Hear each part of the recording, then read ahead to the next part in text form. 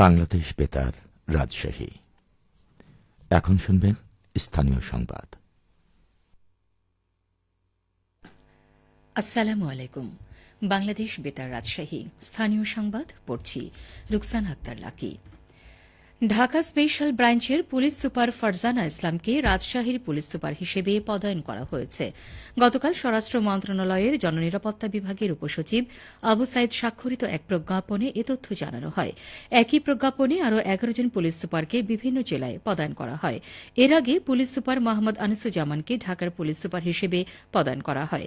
রাজশাহীর প্রথম নারী পুলিশ সুপার হিসেবে যোগদান করতে যাচ্ছেন ফারজানা ইসলাম। তিনি 25তম বিসিএস এর একজন পুলিশ কর্মকর্তা।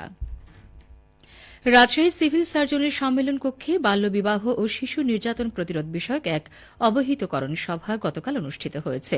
ইউনিসেফের সহযোগিতায় জেলা তথ্য অফিস শিশু কিশোর কিশোরী ও নারী উন্নয়নের সচেতনতামূলক প্রচার কার্যক্রম শীর্ষক প্রকল্পের আওতায় প্রচার কার্যক্রমের অংশ হিসেবে এ সভার আয়োজন করে।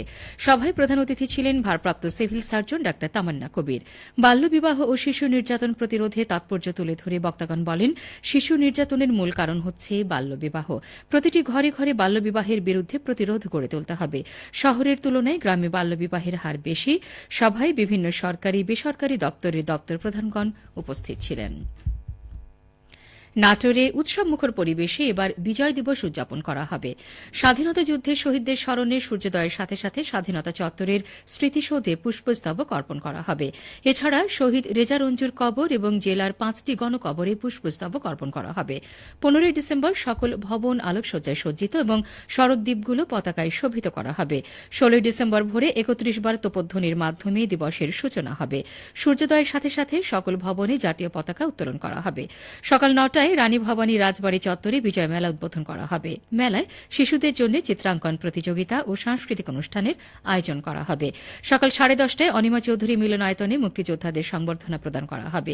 বিকেল 3:30টায় শঙ্কর গোবিন্দ চৌধুরী স্টেডিয়ামে অনুষ্ঠিত হবে জেলা প্রশাসন ও নাটোর পৌরসভার মধ্যে প্রীতি ফুটবল প্রতিযোগিতা। স্বাধীনতা চত্বর, প্রেসক্লাব চত্বর এবং একতার মোড়ে সন্ধ্যায় মুক্তিযুদ্ধ ভিত্তিক চলচ্চিত্র প্রদর্শনীর আয়োজন করবে তথ্য অফিস। সকল শিক্ষা প্রতিষ্ঠানে অনুষ্ঠিত হবে ক্রীড়া প্রতিযোগিতা ও সাংস্কৃতিক অনুষ্ঠান। কারাগার, হাসপাতাল ও শিশু পরিবারে উন্নত খাবার পরিবেশন করা হবে এবং ধর্মীয় প্রতিষ্ঠানে মোনাজাত ও প্রার্থনা অনুষ্ঠিত হবে। নওগাঁয় শীতের আগমনে মুখর হয়ে উঠেছে গরম কাপড়ের দোকানগুলো। সাধ্যমতো শীতবস্ত্র কিনতে ভিড় করছেন ক্রেতারা। জমজমাট কেনা বেচার সুযোগ তৈরি হওয়ায় খুশি ব্যবসায়ীরা। এ নিয়ে শুনুন আমাদের নওগাঁ জেলা সংবাদদাতার একটি প্রতিবেদন। কনকনে শীত অস্থির করে তুলেছে জনজীবন, তাই গরম কাপড়ের দোকানে ছুটছে মানুষ।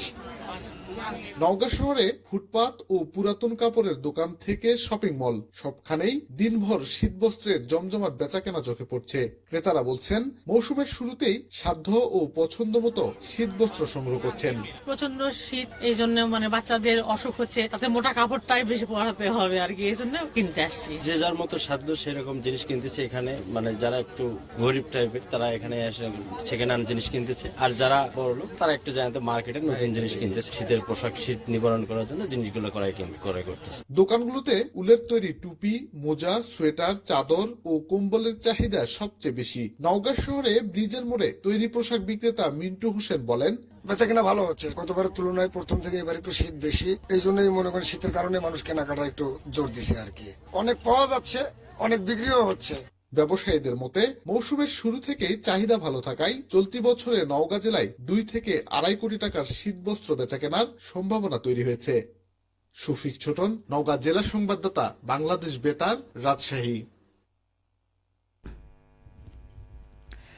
বন্যার ক্ষতি কাটিয়ে উঠতে বগুড়ার ধুনটের যমুনার বুকে জেগে ওঠা বিস্তীর্ণ চরে বাদাম চাষ করেন স্থানীয় কৃষকরা। জমি প্রস্তুত ও বাদামের বীজ বপনে ব্যস্ত চরাঞ্চলের কৃষকেরা। বেলে মাটি বাদাম চাষের জন্য খুবই উপযোগী। কৃষি বিভাগের পক্ষ থেকে বাদাম চাষীদের বীজ সার সহ দেওয়া হচ্ছে সব ধরনের সহযোগিতা। চলতি বছরে যমুনা চরাঞ্চলের 75 হেক্টর জমিতে বাড়িচিনা 8, বাড়িচিনা 9, বিনা 4 ও স্থানীয় জাতের বাদাম চাষ করা হয়েছে। আবহাওয়া অনুকূলে থাকলে চাষীরা বাদামের ভালো ফলন ও লাভবান হবে বলে মনে করছেন ধুনার উপজেলা কৃষি কর্মকর্তা সামিদুল ইসলাম। তিনি বলেন, সরকারি কৃষি প্রণোদনার আওতায় চরাঞ্চলের 80 জন বাদাম চাষের মধ্যে বিনামূল্যে সার ও বাদামের বীজ বিতরণ করা হয়েছে। বাদামের ফলন ভালো করার জন্য উপসহকারী কৃষি কর্মকর্তারা মাঠ পর্যায়ে গিয়ে কৃষকদের নিয়মিত পরামর্শ দিচ্ছেন। সবশেষে আবহাওয়া। আজ দুপুর 12টায় রাজশাহীতে তাপমাত্রা ছিল 19.3 ডিগ্রি সেলসিয়াস। এ সময় বাতাসে আপেক্ষিক আর্দ্রতার পরিমাণ ছিল 72%। রাজশাহীর পার্শ্ববর্তী এলাকায় আজ সূর্যাস্ত সন্ধ্যে 5টা18 সংবাদ শেষ হল। আমাদের পরবর্তী সংবাদ দুপুর 2:05।